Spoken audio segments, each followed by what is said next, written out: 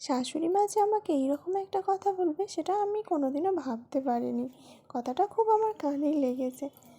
তো কী কথা বললো সেটাই আজ তোমাদের বলবো। রাধে রাধে বন্ধুরা, তোমরা সবাই কেমন আছো? আমি খুব ভালো আছি। সুন্দর একটা সকালে তোমাদের সবাইকে স্বাগত জানাই ইউএমকে ডেলি লাইফ চ্যানেলে।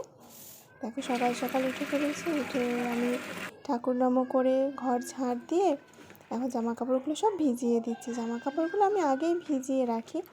জামা কাপড় ভিজিয়ে দিয়ে তারপরে ঘরটা মুছলে না ততক্ষণ জামা কাপড়গুলো ভিজে যায়। আর আমার জামা কাপড় যেন শুধু সার্ফ দিয়ে কাচলে ঠিক আমার যেন পরিষ্কার মনে হয় না। আমি সেই জন্য জামা কাপড় তো একটু সাবান দিয়ে ঘষে কাচতে বেশি পছন্দ করি। জামা কাপড়ের কোনায় কোনায় ময়লা থাকলে আমার একদম ভালো লাগে না।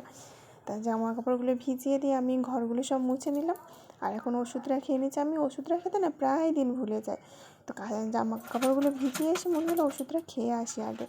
ঘরটা মুছে নিলাম, নিয়ে এখন আমি জামা কাপড়গুলো কেচে নিচ্ছি।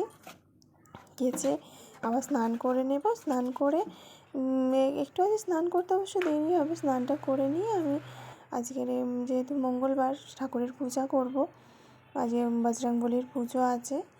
আমি প্রতি মঙ্গলবার শনিবার বজরংবলী পূজা করি। আমি প্রতি মঙ্গলবারই বজরংবলীর হনুমান চালিসা পাঠ করি, গীতা পাঠ করি।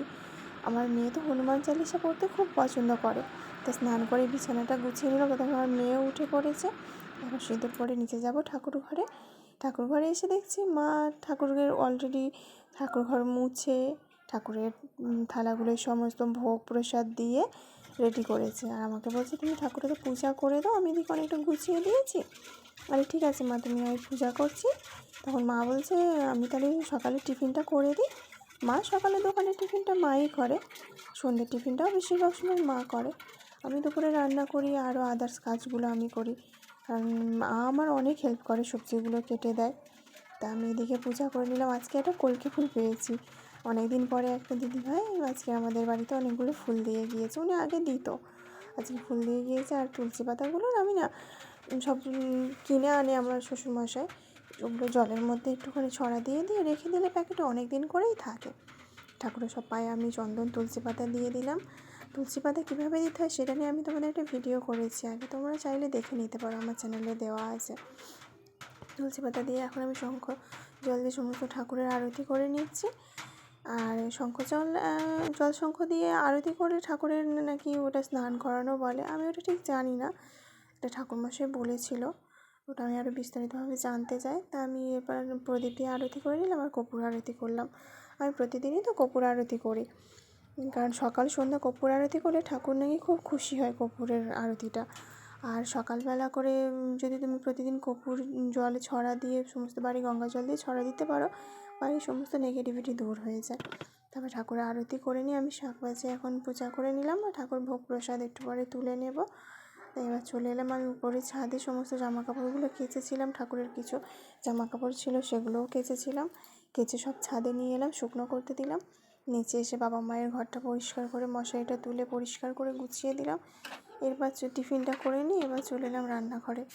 এই রান্না করতে এলাম, এখন সকাল 6টায় ওঠা, রান্না করতে করতে এখন আমার দুপুর 12টা বেজে যাবে। আমি চেষ্টা করি যতটা তাড়াতাড়ি হয় রান্নাটা করতে, কারণ রান্নাটা তাড়াতাড়ি না হলে মেয়েকে টাইম মতো খাওয়ানো চান করানো ঠিক হয় না, একাকেই করতে হয় তো। আমার শাশুড়ি মা আজকে রান্না করতে করতে সবজি কাটতে কাটতে আমাকে এই কথাটা বললো, সেই কথাটাই আজ তোমাদের বলবো। মা কখনো এইভাবে আমাকে বলবে আমি সত্যি ভাবিনি।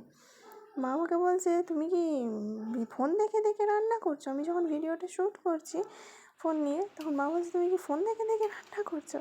বলছি না না মা, ফোন দেখে করবো কেন, আমি এমনি ফোন দেখছিলাম। তো মা বুঝতে পারেনি যে ভিডিও করছিলাম।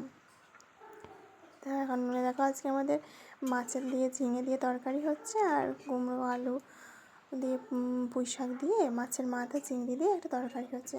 আর বাবা শাক নিয়ে এসেছিলো, আর শাক ভাজা খেতে আমার বাবা শ্বশুরমশাই খুবই পছন্দ করে, ওনাকে শাক ভাজা দিলে উনি কোনো শাক ভাজা না করে না।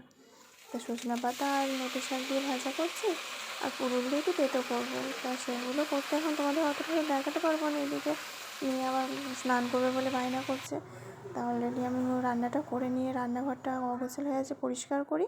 তোমরা ভিডিওটা দেখতে থাকো, আবার পরের ভিডিওতে দেখা হবে। টাটা, বাই বাই, সবাই ভালো থেকো। আমার পরের ভিডিওর জন্য অপেক্ষা করো।